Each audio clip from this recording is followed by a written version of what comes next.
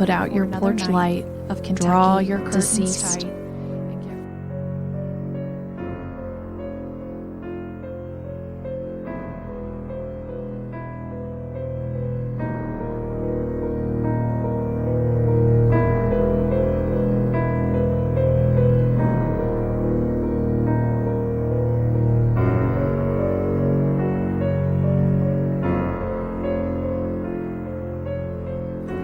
Welcome to the penultimate episode of the Kentucky Deceased Hauntings of Frankfort podcast.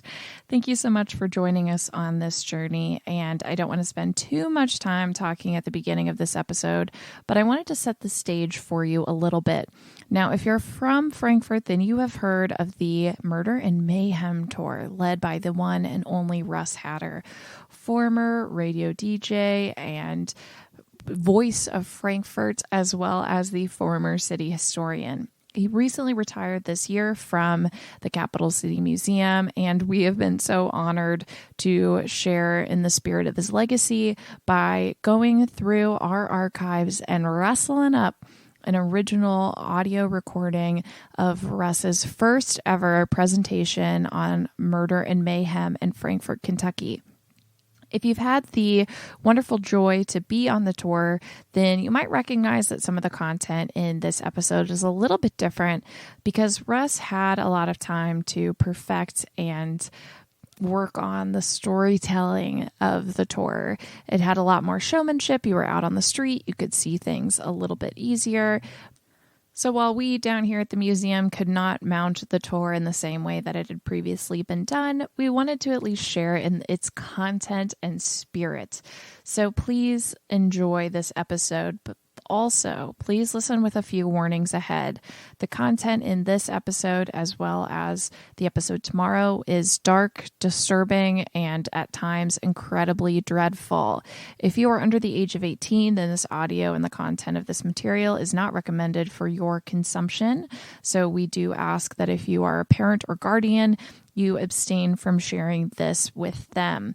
Additionally, if hearing disturbing content related to murders and death and dying, as well as horrendous and terrific acts of harm, is upsetting to you, we do recommend that you do not listen to these episodes. Otherwise, we hope you enjoy learning a little bit more about the dark, twisted, and incredibly dreadful history of Frankfort.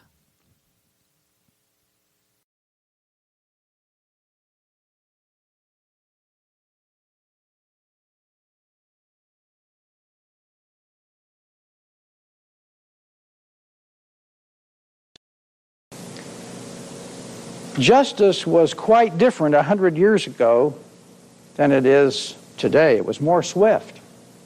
Sometimes trials never took place. People took care of things their way. And in many instances, perhaps it was a fairer situation, but obviously in some, it was not. In the stories we're going to look at today from the pages of the Kentucky Yeoman, the Daily Capital, crimes of the week, and they pinpoint all the places where all activities have happened. You go across the television dial with your remote, forensics, murder. Even Tom Hanks is going around with a machine gun. Murder. Why is it so fascinating to us? I can't speak for you, but for me, I have always been fascinated with the mentality, the mind of the murderer that would take such chances, that would do what he or she did. In the capacity of assistant curator with historic sites for the city of Frankfort, in doing research, I kept coming across murders in downtown Frankfort. Now, there's other murders as well in the Franklin County area, too, and others that are not on the little map that I gave you this evening. Did everybody get a sheet so that you can follow along with our murders tonight?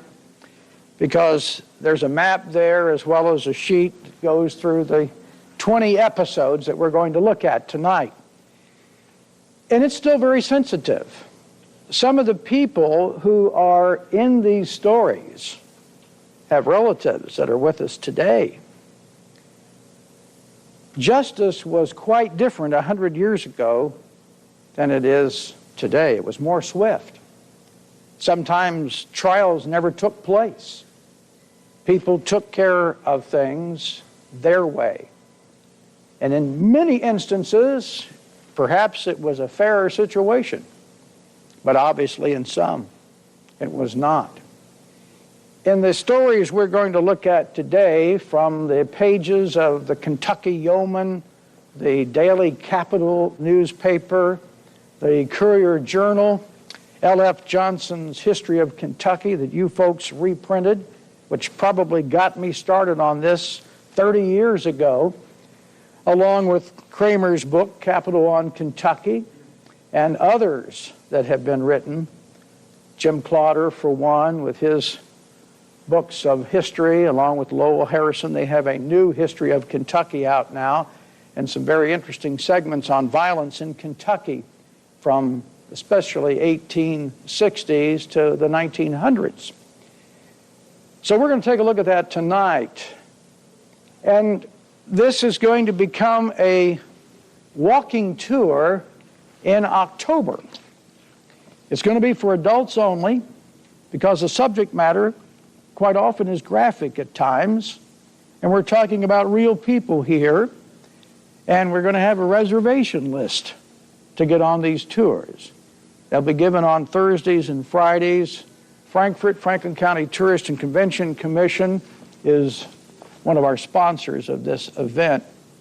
We'll be letting you know later on about how all this will take place. It's also interesting to note that Historic Frankfort is also a part of this book that we put together. 10 years ago, we started the walking tour in downtown Frankfort. Years before that, Charlie Manning had one. Historic Frankfort, John Gray, somebody had one. And this is the book that we've come up with. Our book got to the point where there were more stories than anyone could actually take a walk and be able to enjoy, because you get tired. Right now the walking tour is about an hour and a half long, and we don't go over all of North Frankfort in our walking tour, nor do we tell you all the interesting things about our community in North Frankfort. But with the book, we're able to give you more information. This book is coming out in October as well. Gene Birch has done the photography. Some of the other pictures that you'll see up here were ideas we had for front pages of the book, or the cover of the book, which we changed. These little tablets, these are just to give you an idea of some of the photographs of Mr. Birch, and these are just what you'd call a work in progress at the time. The book is not this, it's all different. You'll see for each street a little map that will help you as you go down Wapping Street, so you'll be able to correlate where you are as you read about the city of Frankfort in our book. And if anybody is interested, we have some cards at the end. We'll give you more information about how you can get this book. I believe the last book that deals with Frankfort specifically is Mr. Sauer's book, his reflections back in 1995. So this is the first installment of another for the year 2002. So, commercial out of the way. Let's begin our trip back into time and take a look at murder and mayhem. You see your map has numbers on it. If you want to follow along with your map and with your little guide, we'll start out with number 1. This will take place, and this is where we'll start our tour, is at the old Capitol with the death of Mr. Goebel. Now, I have not committed this to memory as yet. I can't go at it like I normally do the regular walking tour. I've got a month and a half to get it ready for October, and we'll be ready by then. So I'm going to share this information with you by reading it to you tonight. And if you have to leave and you can't stay for all 20 episodes, well, you feel free to take off if you have to go. But we'll share them with you now. As again I said, the sources are the L.F. Johnson's History of Franklin County, Decades of Discord, Capital on Kentucky, Jim Clotter's Biography of Goebel, Kentucky Encyclopedia, and others. After a very close race, Republican William S. Taylor was declared governor of Kentucky over Democrat William Goebel and was inaugurated December 12, 1899. Even after the inauguration, the election results were contested. And in the midst of those deliberations, Goebel was shot and wounded as he approached the state capitol on January 30th, 1900. Goebel, accompanied by two friends, was walking toward the State House around 11:15 that Tuesday morning when shots were fired from Secretary of State Caleb Powers' office, first floor, lower left windows of the old Capitol Annex building. The bullet entered 3 inches to the right and a ½ inch above the nipple, shattering Goebel's rib, sending bone splinters into one lung, piercing the right lung, and then exiting through his back. The streets filled with onlookers. Some were carrying rifles, some pistols. Angry Democrats talked of revenge, and it appeared a mob would soon gather. The state militia formed around the annex, protecting Republicans from a vengeful crowd. The Republican governor, W.S. Taylor, ordered 30 troops to guard his wife and children in the old governor's mansion over on High Street. The Louisville Legion and the 2nd Regiment arrived quickly, bringing several Gatling guns. That night, the people learned Goebel was made governor and Beckham lieutenant governor.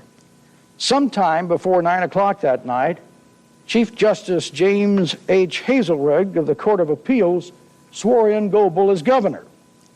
Rumors are still heard today that he gave the oath to a dead man.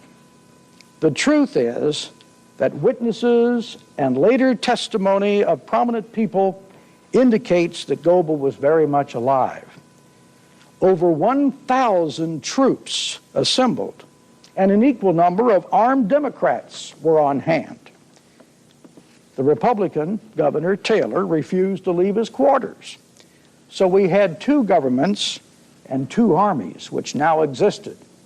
The Democrats were in the courthouse, the Republicans were in the Capitol. Goebel lay dying in his room in the Capitol Hotel. Uremic poisoning set in. Blood filled his lungs. Pneumonia developed. And by February 3rd, he became worse. At 5:45 that evening, he requested a drink of water and soon lapsed into unconsciousness. Then he died about 6:44 p.m. His last words, as reported by Democrats, ensured that his memory would live on. Tell my friends to be brave, fearless, and loyal to the great common people. The legend had begun. Irvin S. Cobb, covering his first story for a Louisville newspaper, did not accept the deathbed oratory. According to Cobb, in his book, Exit Laughing, Goebel had craved a favorite dish, and after eating it, he told the doctor before becoming unconscious, "You know, Doc, that sure was pretty damn bad oyster." Then he died. Governor William Goebel is buried in the Frankfort Cemetery. 20 persons were accused as principals or accessories to the assassination, and 16 of these were indicted. Only 5 actually went before a jury. The trials were held in Georgetown. 3 convictions finally resulted in indictments, and the culprits were sent off to prison. Republican Secretary of State Caleb Powers was the mastermind, Henry Yeltsin was the intermediary, and Jim Howard was the assassin. In 1908, Republican Governor Augustus E. Wilson pardoned Powers and Howard. In 1919, Yeltsin was pardoned by Edwin Porch Morrow, another Republican governor. We're ready for number 2. On Sunday night, August 4th, 1895, a fist fight took place between Harry Kelly and a fellow named William Willis. Willis was knocked down and he was kicked repeatedly by Kelly, which resulted in Kelly being tried in police court the next day, and he was fined the sum of $5 for the offense. But Kelly was furious over the testimony of a bystander, Richard Suter.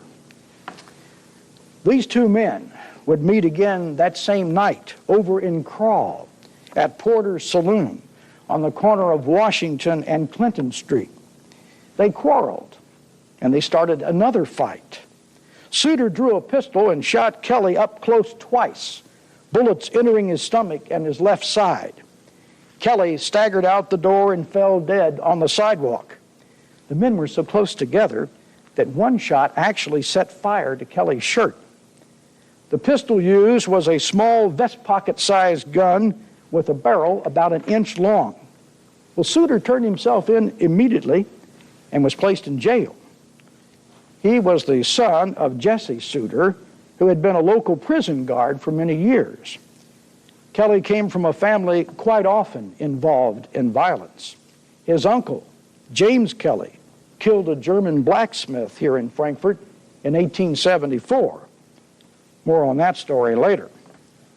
His father, Tom Kelly, formerly lived out on Glens Creek. And one night he went to the house of an African American employed at the Old Crow Distillery, armed with a shotgun, intending to Ku Klux the black man. Demanding admittance, he was refused, so he attempted to break down the door. As the door went down, the black man threw a brick from within, which struck Kelly in the face and knocked him near dead for several hours. When he recovered, he concluded to retire from the Ku Klux business.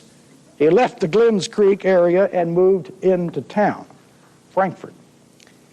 The barkeeper at Porter's Saloon in Crawl was also arrested as an accessory to this killing, but he was later discharged. Suter was convicted on the charge of murder and sent to the penitentiary for life. But through the influence of his brother, Lee Suter of Louisville, Governor John Y. Brown would pardon him. There were many acts of violence in Crawl. The following is another story from this area. It was 1909, September, for Murder and Mayhem number 3, if you're following along. The Frankfort newspaper headlines read, 2 killed and 3 wounded in riot in Crawl. Battle between soldiers and civilians stirs all Frankfort. Crawl's toll of blood. The Crawl was Frankfort's Tenderloin district, for some, an area of corruption and violence. The hour-long gun battle began inside the dance hall in the rear of Hauser's Saloon when Joe Nichols complained to Joe Kincaid about how the soldiers were taking over Crawl. Soldiers from the 2nd Kentucky Infantry were quartered at Camp J. Franklin Bell over in Bell Point, right across the Kentucky River near Lock 4. Nichols said, "The next soldier that comes in here looking for trouble is certainly going to get it." At precisely that moment, Soldier Luther Hines of Somerset walked in, and Nichols started to harass him. Another Somerset soldier, 20-year-old Sergeant Ingram Tate, entered, attempting to break up the fight. Nichols pulled a gun and quickly fired off 3 shots. Tate fired off 2 shots, both missing Nichols. Immediately after the shooting, Nichols ran from the dance hall up some stairs and hid under a bed in a second-floor room. After Nichols shot Tate, in an effort to separate the men and to prevent any further trouble, Kincaid pushed the soldier out the door onto the street. Other soldiers picked up Tate's body from the pavement and carried him across the street to another saloon where he died. After the shooting, someone yelled, "Put out the lights and we'll kill all of them in here." More than 50 soldiers swarmed around Hauser's saloon and began firing their Springfield rifles into the building.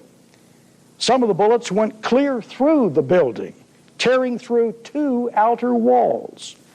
Over 50 bullet holes were found in the building. The dead body of Jeff Cook was discovered after the soldiers fired into the building. Also wounded in the melee were 3 other local people, William Nichols, Alex McNally, and Ed Miller. The soldiers were talking of burning down Hauser's saloon to get the man who killed Sergeant Tate when Judge James Paulsgrove intervened and firmly took control of the situation. Without fixing the blame for the killing of Jeff Cook, except to find that a bullet fired from a Springfield rifle killed him, the coroner's jury returned a non-committal verdict after hearing witnesses. Judge Paulsgrove dismissed Joe Nichols, charged with killing Sergeant Tate. 2 soldiers who were in the room at the time said they could not tell which one fired the first shot.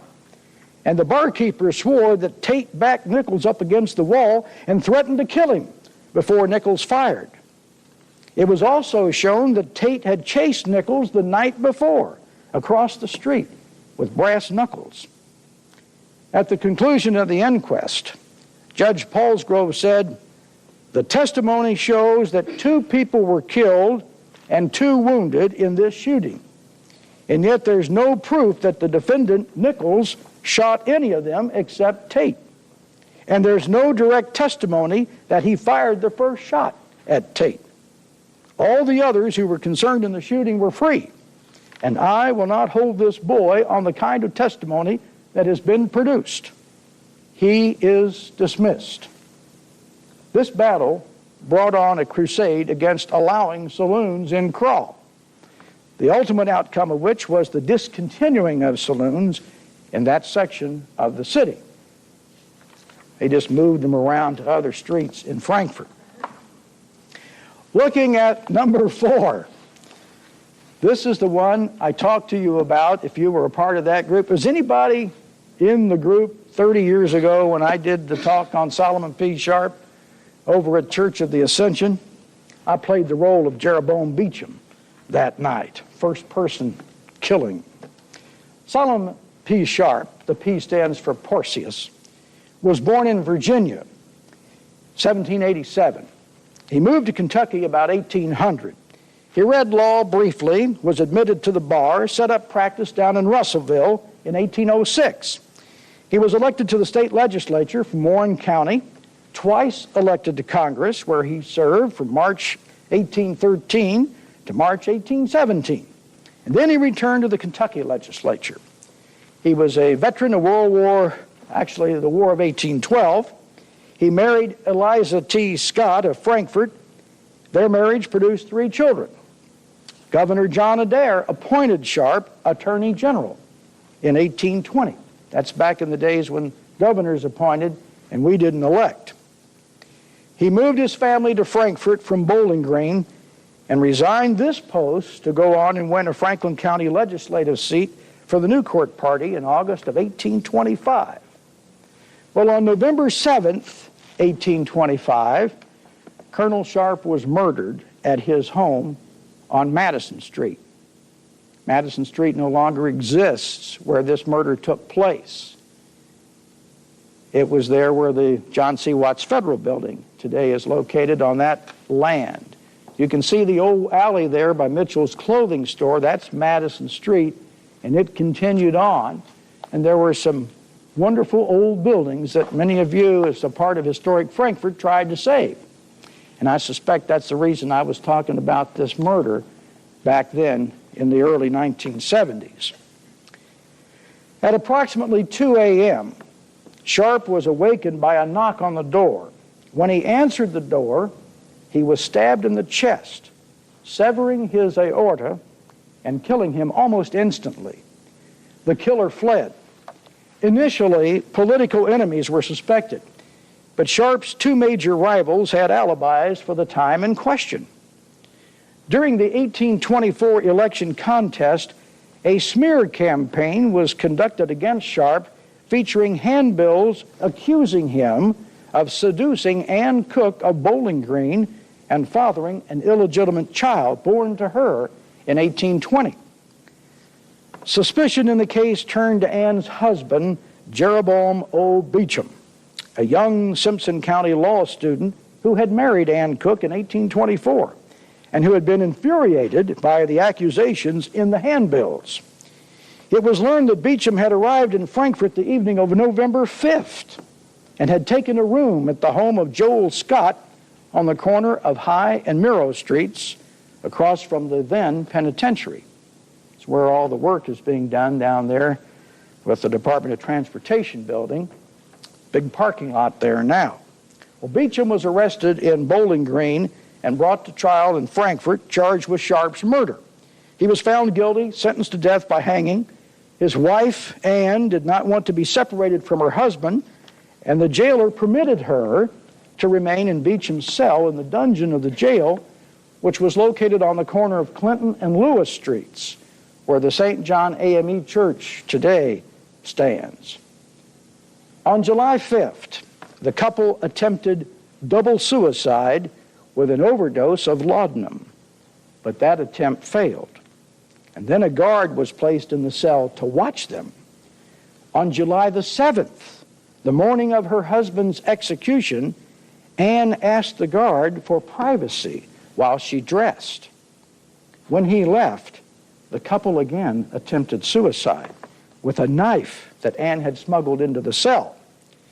Ann was taken to the jailer's home on Lewis Street, and doctors were summoned in an effort to save her life. Beecham was taken to the gallows to be hanged before he could die of his wounds. When he proved too weak to stand, two men supported him as the rope was placed around his neck. To the strains of Bonaparte's Retreat, as he had requested, Beecham was executed. Ann died at approximately the same time. The two were buried together, arm in arm, in the same coffin in the Maple Grove Cemetery of Bloomfield, Kentucky. The tombstone was engraved with an 8-stanza poem written by Ann. The tragedy at that time was so notorious that Edgar Allan Poe wrote a piece based on this murder. If you have the complete collection, and I'm sure Richard Taylor does at his bookstore, you got it. It's called Polition. It's a verse form play, and Poe used the idea of the double suicide concept in his writing. Robert Penn Warren wrote an historical novel, World Enough and Time, that details the crime. But the best and most accurate writing is found in J. Winston Coleman Jr.'s The Beecham Sharp Tragedy. Ready for number 5. On Sunday afternoon, February 8th, 1835, a prominent attorney, Samuel Q. Richardson, walked over to the Mansion House. That's where the McClure building now stands. At that time, the Mansion House was the leading hotel in the city of Frankfort. He started up the steps, which led from St. Clair Street to the second floor. When he nearly got to the top of the steps, he met John U. Waring.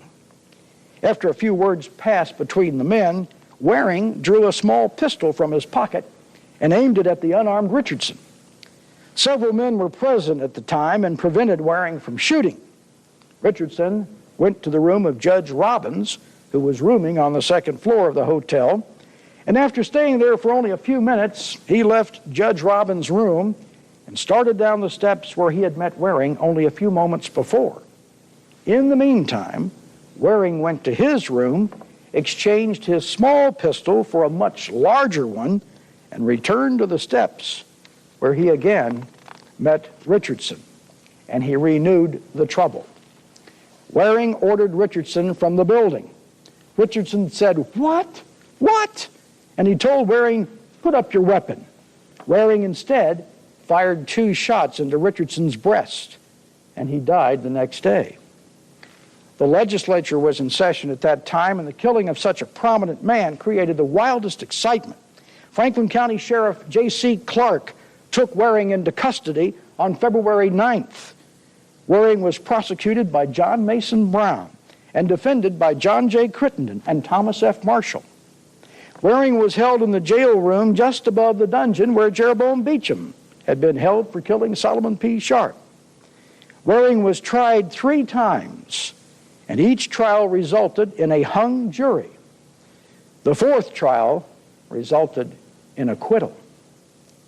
Waring's brother, Francis G. Waring, was killed in a duel in 1819, and one of his sisters married Silas M. Noel, a noted pioneer Baptist preacher. Helped start Georgetown College, preached, I believe, the first sermon at the First Baptist Church on St. Clair. Waring was separated from his wife, who just happened to be the niece of Samuel Q. Richardson. The family trouble was the real beginning of the problems between Waring and Richardson. Richardson had defended Beecham for killing Sharp and severely criticized Waring's conduct in reference to the killing. After the Sharp-Beecham trial was over, Waring threatened to kill Richardson. Waring first appeared on the criminal records of Franklin County in 1818. At every term of court after that, for a quarter of a century, he appeared as a defendant. Waring met a violent end March the 7th, 1845, when he was shot to death in Versailles. The bullet passed through his head, down his throat, and lodged in his lungs. When his body was examined, they found that he wore a strong coat of mail made of steel. No special effort was ever made to locate the assassin, as it was generally considered that the country was well rid of such a bad character. Murder number 6. Now, some of these names are going to appear later on because they're involved in other murders. Between 1866 and 1876, 10 years, Franklin County experienced nearly a dozen major incidents of lynching, mob action, and assassination. Most had strong racial overtones, with African Americans charged with some crime, frequently becoming the victims of lynch law. Often such extra-legal punishments came with the tacit consent, if not direct involvement, of the established community leadership. An election riot took place in Frankfort on Monday night, November 1st, 1897. Some of the Democratic politicians and workers undertook to collect a boatload of African Americans and carry them up the river, and in that way prevent them from voting the next day in the city election. The Republicans found out what was being done, and they very promptly stopped further proceedings along that line. So the Democrats then undertook to corral the blacks at Daly's Barn, which was located on the Georgetown Road about a mile from Frankfort. The Republicans, white and black, led by Frank Egbert and Howard Glore, all of them well armed, started out to release them. When they reached a point on the road near Kentucky State University, they met one of the wagons which had been used in carrying the blacks to the barn. A man named John Smith, who was called Sweet Thing, was driving, accompanied by several white men. The Republicans tried to stop the wagon, and then the shooting commenced. Howard Glore was killed. John Smith was shot through the knee, and he lost a leg as a result of it. And Charles Graham was shot through the breast and was seriously, but not fatally, wounded.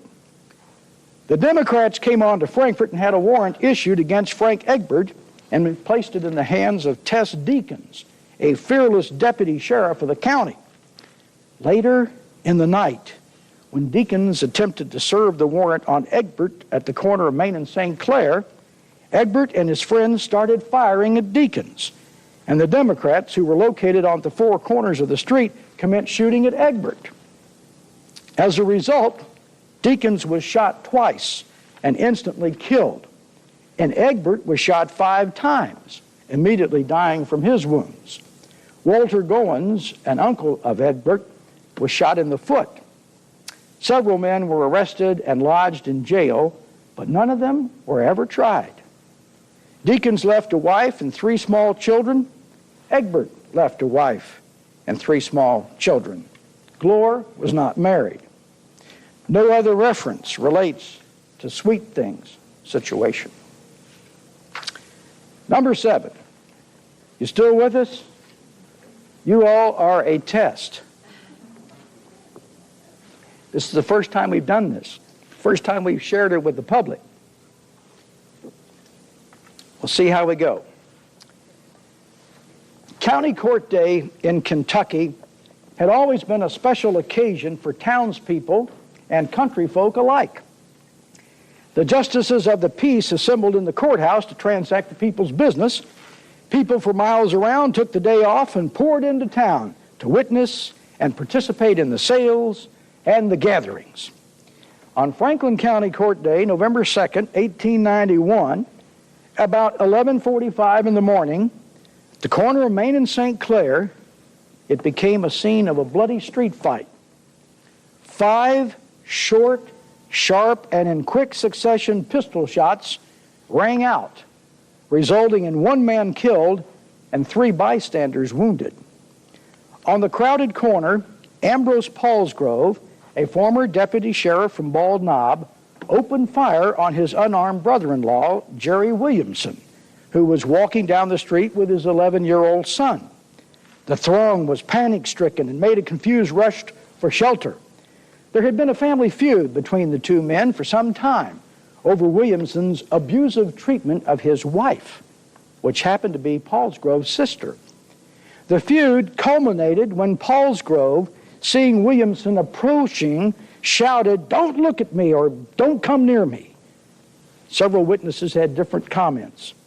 Then they started firing, or he started firing. 3 bullets struck Williamson, 1 in the right side, and when he hit him in the right side, he turned like this, and the other 2 shots hit him in the back because they were rapid succession fire shots. One of the bullets went through his body and came out of his chest, striking W.B. Larkin in the back. Another bullet passed through the fleshy part of the left elbow of Joe Williams and also bruised the skin of his right arm, but did not have sufficient force to penetrate. Another bullet hit Alex Snelling in his side. Williamson was taken to the store of Hudson, Humphreys, and Castle on the southeast corner of Main and St. Clair. Doctors James Williams and Erskine Hume did all in their power to alleviate the suffering of the wounded man, but his condition was hopeless. Around 1 o'clock that afternoon, he was removed to Mrs. Harrod's boarding house, which was right across the street, and he died there the next morning around 10:30. The most pathetic sight was Williamson's little son. With tears streaming down his face, he refused to leave his father's side and stayed until the end. Larkin and Snelling received prompt medical attention and were sent home. Williams's injuries were slight, and he was soon walking around again with his arm in a sling. Palsgrove was arrested immediately after the shooting by Marshal H.P. Williams, Jr., who had been standing nearby and was taken totally by surprise by the shots. The marshal took Palsgrove to the county judge's office, and after he posted a $10,000 bail, Palsgrove was released. After the death of Williamson, he was rearrested and placed in charge of the sheriff. Later, Palsgrove was acquitted in a change of venue court over in Henry County. Murder and mayhem number 8. This happened on the steps of the Franklin County Courthouse. There were several murders at the courthouse. We've only chosen just this one. Silas N. Hodges, a prominent Franklin County attorney, was charged with the killing of a man named Perry. The killing took place on the courthouse steps. At the trial, The proof was conclusive that Hodges acted in self-defense, and the jury returned a verdict of not guilty. L.F. Johnson, in his History of the Franklin County Bar, says that Hodges was a man of considerable native ability who accomplished very little because of the fact that he had no ambition. He was jovial, good-natured, easygoing, and endowed with more than ordinary ability. One man's opinion.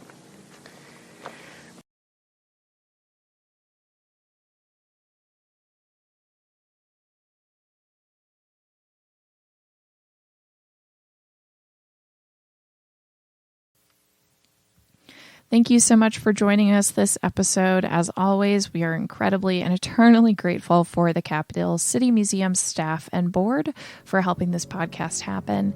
And we would be remiss to not mention the wonderful, excellent, and terrific Russell Hatter.